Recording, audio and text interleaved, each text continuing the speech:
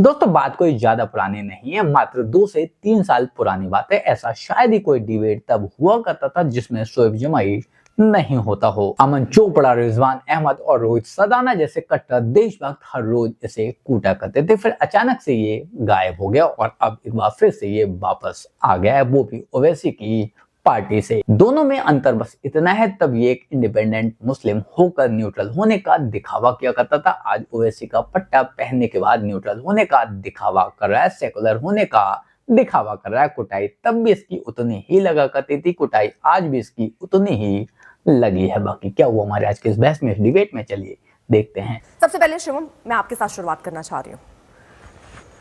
फर्ज कीजिए अगर कोई त्यौहार ऐसा पड़ जाए जिसमें हिंदुओं का भी त्यौहार हो और मुसलमानों का भी त्यौहार हो, तो क्या आप ये नसीहत देंगे कि हिंदू कमरे में बैठे रहें, वहीं पर मना लें, बाहर ना निकलें, आपत्ति ना हो, या सिर्फ आज के इस मौसम में ही, क्योंकि होली का त्यौहार है, इस तरह की बातें कही जा रही, तो हम आगे ये माने जब मुस्लिम त्यौहार आएंगे तो इस तरह की बयानबाजी अधिकारी और खुद मुख्यमंत्री कहेंगे? अगर खास तौर पर संभल के सीईओ की बात करें तो उन्होंने ऐसा क्या गलत बोला? साल में जुम्मा 52 बार आता है, बिल्कुल आता है। साल में होली 1 बार आती है, बिल्कुल आती है।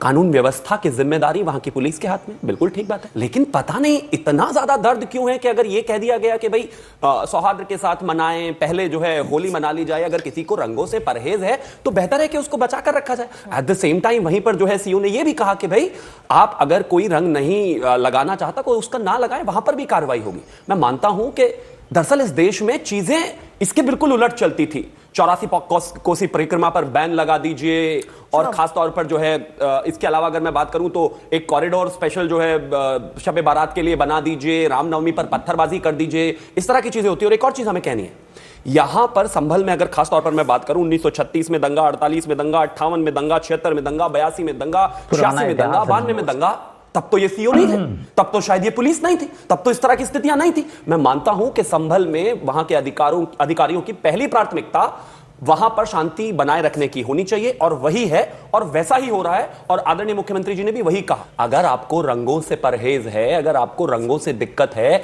अगर आप रंग लगाना या लगवाना नहीं चाहते हैं, तो कानून व्यवस्था की जिम्मेदारी का ध्यान करते हुए इस तरह की सलाह दी गई है, और इसमें किसी को बुरा मानने की आवश्यकता नहीं है। 2 त्योहार पड़े हैं साथ में, 2 त्योहार नहीं, 1 त्योहार पड़ा है, और जुमा जो साल में 52 बार आता है, इस बात को, इस फैक्ट को कोई नहीं डिनाई कर सकता। विषय बहुत साफ है।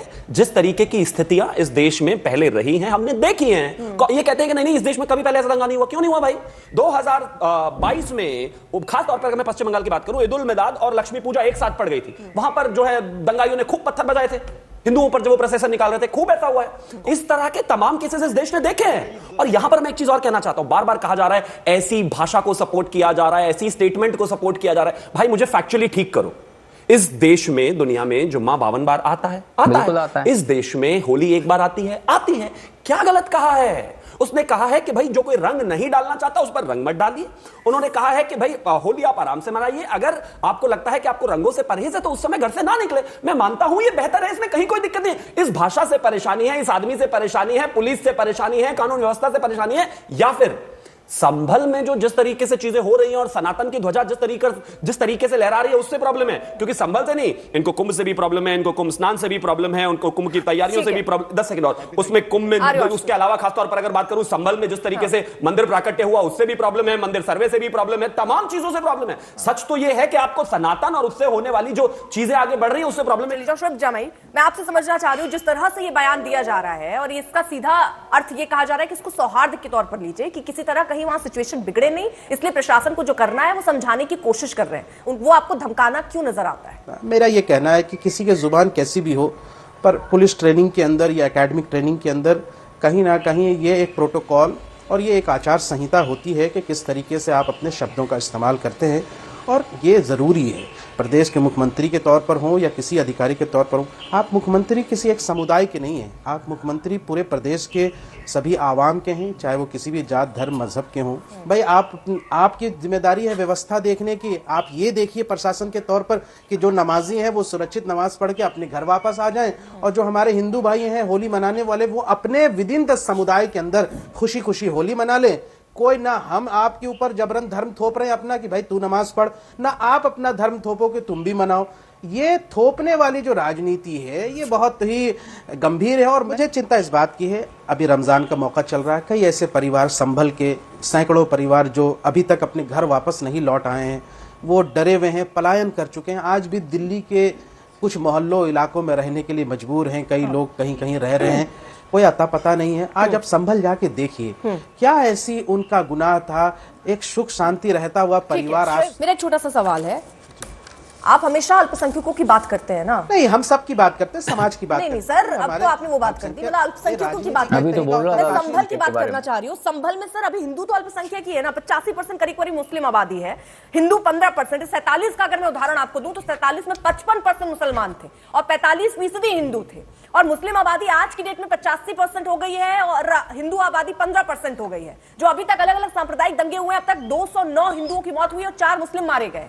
तो अगर कहीं कोई अल्पसंख्यक, क्या आप बार बार दुहाई देते हैं कि अल्पसंख्यकों की सुनो, अगर उनका त्योहार है, क्योंकि अगर एक बार ये होली पड़ रहा है, 52 जैसा जिक्र वो कर रहे हैं कि 52 बार नमाज अदा हो रही है, इस तरह से जो भी वो समझा रहे हैं, क्या आप बड़ा दिल नहीं दिखा सकते? जब आप यहाँ दिखाएंगे कि कहीं अल्पसंख्यकों के लिए हम भी रास्ता खोल रहे हैं, तो जहां देश में अगर मुस्लिम अल्पसंख्यक है तो उनके लिए हिंदू भी रास्ता खोलेंगे?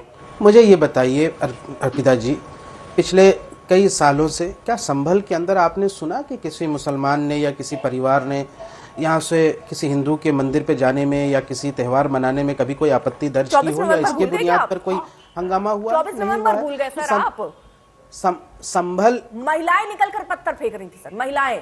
आप इसकी बात कर रही हैं, मैं आपको बता रहा हूँ, संभल के अंदर पलायन की जो बात आप करते हैं उसको आप उठा करके देखिए क्या क्या कारण रही है। कैराना में भी इसी तरह का एक एजेंडा था, वो फेल हो गया कि कैराना में यहाँ से, और किन कारणों से कई लोग परिवारों ने कहा कि हमारी यहाँ से नौकरी वहाँ लग गई, हमारी बिजनेस अलग अलग जगह हो गए, तो हम पलायन के, कई मुस्लिम परिवार उत्तर प्रदेश से आज पलायन करके दिल्ली में रहते हैं। अब क्योंकि आजकल जो है ग्राउंड पर भी जाता है, ग्राउंड पर भी जो लोगों से बातचीत होती है वो ये कहते हैं कि पहले होली यहाँ मना पाए सही ढंग से बहुत मुश्किल थी, क्योंकि आबादी मुस्लिम की बहुत है। हर समय बड़ा दिल एक हिंदू ही क्यों दिखाए, मुस्लिम क्यों नहीं एक बड़ा दिल दिखाता है भाई?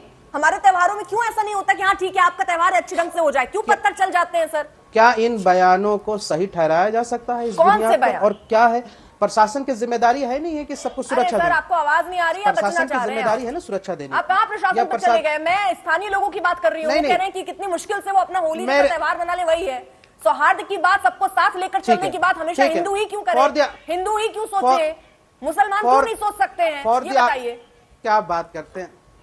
अच्छा, क्या बात करते हैं? फॉर द आर्गुमेंट सर, आपकी बात मान भी ली जाए कि हाँ भाई उन परिवारों ने ऐसी यहाँ से शिकायतें की, एक बात बताइए, पिछले 10 सालों से लगभग योगी आदित्यनाथ जी की सरकार लगभग 8 साल होने जा रहे हैं, 7 साल होने जा रहे हैं, क्या इतने सालों में संभल के अंदर उन परिवारों के लिए सौहार्द के रास्ते और सब कुछ खोलने के लिए एकमात्र जरिया दंगा था? एकमात्र जरिया अनुज चौधरी जैसे सीईओ थे? एकमात्र जरिया ये बयानात है, या वो जरिया यहाँ से एडमिनिस्ट्रेशन की तरफ से चाक चौबंद? थोड़ा सा जाग जाइए सर। क्या चाक चौबंद? नहीं जाग जाइए, आप लोग भी जाग जाइए अर्पिता जी, और भारतीय जनता पार्टी को भी जगाइए। मेरा सीधा सा सवाल सर, आप अल्पसंख्यकों का हमेशा मुद्दा उठाते हैं, संभल में अल्पसंख्यक क्यों नहीं उनका मुद्दा उठा रहे हैं? एक त्योहार उनका आया है, एक साल में एक बार आता है, क्यों नहीं कह रहे कि हम स्वागत कर रहे हैं, चलिए मना ले हिंदू अच्छे से अपना त्योहार? अरे आप क्या बातें कर रहे हैं? जिस देश में हिंदू 100 करोड़ हो, आप उसको अल्पसंख्यक कह रहे हैं? क्या बातें कर रहे हैं? कान खोलकर सुनिए सर, कौन रोक रहा है? थोड़ा सा ईयरफोन है ना कान में, अच्छे से लगाइए। संभल की बात कर रही हूँ मैं, संभल में अल्पसंख्यक ही है हिंदू। मैं संभल की बात कर रही हैं, हम संभल की बात कर रहे हैं, चाहे अल्पसंख्यक हो या बहुसंख्यक हो, उसको सुरक्षा देने की और प्रदेश में या संभल अभी तक देश की बात आती है जहां अल्पसंख्यक मुस्लिम हो जाते हैं, वहां पर सिर्फ उनकी याद आती है। लेकिन अगर मैं संभल का जिक्र कर रही हूँ और यहाँ पर अल्पसंख्यकों का जिक्र कर दिया जिसमें हिंदू है, तो यहाँ आपको सबकी याद आने लगती है, बहुसंख्यक भी याद आ रहे हैं और अल्पसंख्यक भी। जबरदस्त तरीका रखा है आपने सर। ठीक है, मुफ्ती वजाहत कासमी साहब, मैं आपसे एक रिएक्शन लेना चाह रही हूँ, क्यों बड़ा दिल नहीं दिखाया जा सकता है? अनुज चौधरी का बयान मैंने सुना, फिर माननीय मुख्यमंत्री जी का बयान मैंने सुना। अगर मैं पूरे देश में बात करूं कि जुमा और होली साथ साथ है, तो जुमे का दिन जो है वो तकरीबन 3:30 बजे तक जुमे का वक्त रहता है। हम लोगों ने यही अपील की थी पूरे देश में कि हम लोग 2:30 बजे के बाद, 3 बजे के बाद, चूंकि होली का जो समय है शहरों में वो ज़्यादातर 10 बजे से 2 बजे तक का है और गाँवों में थोड़ा जल्दी खेलना शुरू कर देते हैं। तो इसमें भी कोई झूठ नहीं कि साल में 52 बार जुमा आता है। हम एक जुमे को थोड़ा वक्ती तौर से, आपको पढ़ने को कोई मना नहीं कर रहा है, आप वक्ती तौर से थोड़ा आगे पीछे उसको कर सकते हैं। और बीच में पलायन की बात मैं सुन रहा था, कोई प्रवक्ता पलायन की बात कर रहे थे। अगर संभल से मुसलमान पलायन करना चाहता है या रामपुर मुरादाबाद से मुसलमान पलायन कर रहा है और दिल्ली के कुछ मोहल्लों में, तो शायद उनको दिल्ली में नहीं रहना चाहिए, उनको कराची सीधा पहुंचना चाहिए, ये ढाका। चूंकि संभल में मुसलमान जो है वो बहुसंख्यक है, अल्पसंख्यक नहीं है। अगर वो संभल से पलायन कर सकता तो फिर देश में उसके लिए कोई जगह नहीं है। और दूसरी बात ये, वो पलायन किया हुआ मुसलमान नहीं है, वो पत्थरबाज मुसलमान है जिसके ऊपर वहां मुकदमे दर्ज है, वो जा नहीं सकता वहां, उसको पुलिस गिरफ्तार कर लेगी, उसके वारंट हो रखे हैं। और रही भाईचारे की बात, मुझे पूरे मुल्क में एक त्योहार याद दिलाइए, शिवरात्रि की यात्रा रही हो, हनुमान जयंती की यात्रा रही हो, जितनी भी यात्राएं रही हैं, राजस्थान में अशोक गहलोत की सरकार थी, वो पत्थर कौन मार रहा था वो सबको पता है। एक त्योहार मुझे बताइए कि इस देश के 25 करोड़ मुसलमान, कभी यहाँ के 100 करोड़ सनातनियों ने उनको कहा हो हाथ पकड़ के कि तुम यहाँ जुमा नहीं पढ़ सकते, यहाँ शब बारात नहीं बना सकते, यहाँ तुम जलसा नहीं कर सकते, यहाँ तुम जुलूस नहीं निकाल सकते, 12 वफात का जुलूस, रबीउल अव्वल का जुलूस, जो इस्लाम में है भी नहीं सारे जुलूस, और ये सारे जुलूस निकलते हैं और मैं देखता हूं कि वो हमारे हिंदू भाई वहां छबीले लगा करके, नाश्ते पानी लगा करके इनका स्वागत करते हैं। पिछले 20 साल से मैं चीख रहा हूं, भाई तुम भी फूल माला लेकर के खड़े हो जाओ, 100 करोड़ सनातनी तुम्हारे लिए प्यार की बाहें खोले खड़ा है। एग्जैक्टली सिंपल बात है, तुम प्यार दोगे तभी शायद तुम्हें प्यार मिल सकता है। लेकिन अगर तुम्हारी सोच मुगलों वाली होगी, अगर सोच तुम्हारी कट्टरपंथियों वाली होगी, अगर तुम्हारी सोच ये होगी कि किसी भी तरह से हिंदू धर्म को खत्म कर दो, हिंदुओं को खत्म कर दो, तो हिंदू भी तुम पर फूल तो नहीं बरसाएंगे। प्यार हो या फिर नफरत, सब कुछ दो तरफा होता है, एक तरफा कुछ भी ना तो अच्छा होता है और ना ही अच्छा लगता है, और ये एक तरफा होना भी नहीं चाहिए। ये सेकुलरिज्म, खासकर कहूँ तो फर्जी सेकुलरिज्म, हमने काफी सालों तक ढो लिया है, एक तरफा ढो लिया है और हमसे नहीं सहा जाता। बाकी आप लोग इस बारे में क्या सोचते हैं, कमेंट कर जरूर बताएं।